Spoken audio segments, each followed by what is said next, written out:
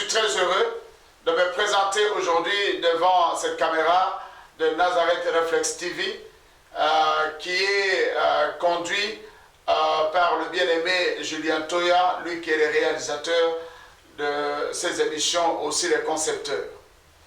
Si je me présente aujourd'hui devant cette caméra, c'est pour rendre hommage à mon fils bien-aimé, le bishop Elias Junior Bizidia, qui est décédé en Angola il y a plus d'une semaine, suite à... Bon, on parle de la diabète, mais je vais un peu parler plus tard de certaines circonstances dont je pense avoir été à l'origine de sa mort.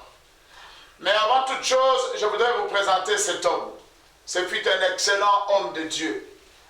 C'est l'un de mes enfants, les fruits de l'évangélisation du Saint-Esprit au travers mon humble personne à Tchangu, Massina, sans fil.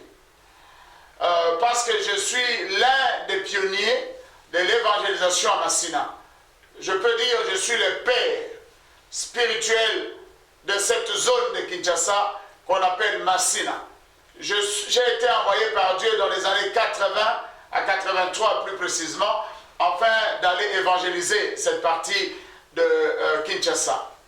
Ainsi, lors de cette mission d'évangélisation, le bishop qui vient de décéder, Elias Junior Bizidia, fut l'un des premiers fruits du Saint-Esprit au travers de ce ministère d'évangélisation. Alors, j'ai une anecdote le concernant.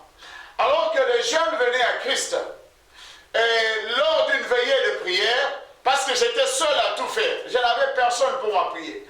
Alors j'avais organisé une veillée, et lors de cette veillée, il fut l'un des premières personnes qui ont reçu le Saint-Esprit. Et le Saint-Esprit s'est manifesté par lui au travers des dons de vision et de prophétie. Et il fut aussi l'un des premiers à qui Dieu avait révélé le nom de 3 sorciers à Massina qui venaient envoûter l'église où nous progressions. Dieu lui a donné même les noms précisément des personnes qui le faisaient. Et ils sont même venus enterrer un coq vivant devant l'assemblée afin d'éloigner les gens de Christ. Alors, il a donné les 3 noms, et moi, de mon côté, comme j'étais encore jeune, très fougueux, j'ai repris par micro, nous avions un micro radio, donc les gens ont entendu même dans la radio, j'ai cité les noms de ces 3 sorciers. Et imaginez quoi, moins d'une semaine après, le dimanche, nous allons voir pendant le culte, ces 3 sorciers entrés dans l'église en rampant, sont venus s'agenouiller afin d'abandonner leur sorcellerie. Donc ils ont confessé devant l'église, nous avons prié pour eux et nous les avons suivis après. Tout ça, c'était le résultat des dons que Dieu avait donnés au bishop Elias Junior Bizidia. Le bishop Elias Junior Bizidia, il a évolué d'abord par la chorale, il était dans la chorale et aussi dans le groupe d'intercession qu'on appelait à l'époque, on avait baptisé Alter Ego. Et la chorale s'appelait Maranatha Do. Il fut l'un des chanteurs, le premier chanteur, il fut aussi l'un des premiers membres du groupe d'intercession Alter Ego. Après le temps, parce que j'ai quitté très tôt le Congo, il est parti en Angola. Là, Dieu l'a utilisé d'une manière terrible. Il y a eu des résurrections de morts, des guérisons de maladies, les paralytiques ont marché, il y a eu beaucoup de personnes qui sont venues à la conversion, les soulards, les alcooliques se sont convertis, les prostituées, il a amené beaucoup d'âmes à Christ. Au moment où je vous parle, par exemple en France, il a plus de 500 âmes, le fruit de son ministère en Angola. Donc c'est un grand homme de Dieu qui est parti. Mais comment se fait-il qu'un grand homme de Dieu, dont Dieu a utilisé dans plusieurs domaines spirituels, peut partir si tôt? Alors, lorsque j'ai appelé l'Angola, son petit frère Toko, qui est aussi un de mes enfants spirituels, il a essayé de m'expliquer. Il dit, papa, je pense qu'il n'est pas parti à cause de la maladie. C'est vrai, j'ai accepté cela, parce qu'ici même à Nazareth Church, nous avons des personnes qui ont le taux de sucre au-delà de 600, d'autres atteignent même 800, mais qui sont toujours vivants aujourd'hui, ils ne sont pas morts. Mais pourquoi lui à 300 et quelques peut mourir comme ça? Alors, ce qu'on m'a donné comme rapport m'a poussé à comprendre une chose. Ce sont les soucis et les inquiétudes qui ont eu raison de sa vie. Nous sommes tous serviteurs de Dieu. Nous sommes tous enfants de Dieu. Nous pouvons éviter l'adultère, le mensonge, le vol, la fraude, mais nous avons du mal à vaincre le souci et les inquiétudes. L'inquiétude et le souci sont des armes qui détruisent beaucoup de chrétiens. Parce que ça entre en nous sous forme d'amis. Mais les soucis et les inquiétudes sont des traîtres. Nous trahissent. Ils viennent comme des amis, mais nous détruisent. Je voudrais un peu parler de Job. Job a été reconnu par Dieu comme étant un homme intègre, un homme juste, irréprochable devant le diable même. Il a vaincu toutes les épreuves. Mais il va dire ceci, dans Job 3, verset 25. Ce que je crains, c'est ce qui m'arrive. Ce que je redoute, c'est ce qui m'atteint. Écoutez, Dieu l'a reconnu intègre, juste. Mais lui-même va nous révéler ce qu'il avait dans son cœur. Ce sont les inquiétudes, les craintes, les doutes. Ce n'était pas le doute de l'existence de Dieu. Ce n'était pas le doute de toutes ces choses. Non, mais c'était le doute sur sa vie, sa personnalité. Bien-aimés dans le Seigneur, faisons attention aux soucis, parce que ça détruit plus que le diable lui-même. Je sais que nous avons la victoire sur les serpents et les scorpions, mais garde-nous plus de soucis. Celui qui a des soucis, c'est quelqu'un qui perd confiance en lui-même, même s'il garde sa confiance en Dieu. Croyez en vous.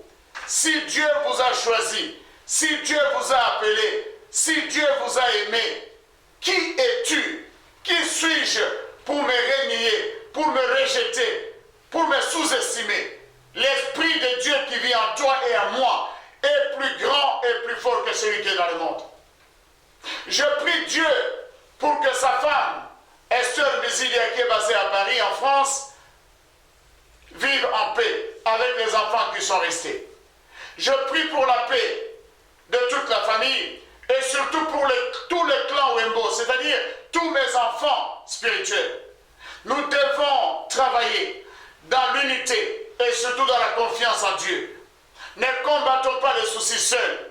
Échangeons nos difficultés, nos problèmes et nous allons nous entraîner par les conseils, par les exhortations, par les prières. Que l'âme de Elias Junior Mbisidia, le bishop, repose en paix. Si je pouvais parler aux morts, je lui aurais dit beaucoup de choses. Mais je ne regrette rien. Parce que je sais dire à mes enfants, tous mes enfants spirituels, je t'aime. Il y a aussi une chose que je voudrais dire.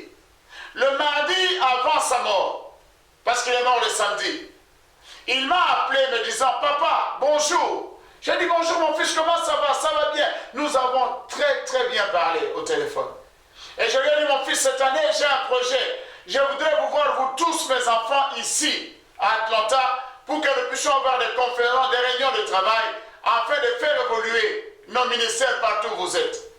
Il m'a dit, papa, c'est la meilleure des idées que tu peux avoir. Il m'a dit, bon papa, je vais t'envoyer mes coordonnées, mais comment le faire? Je dis, non, je t'envoie mon email. Donc je lui ai envoyé tout de suite mon email. Et 4 jours après, le samedi, la nuit, il va mourir.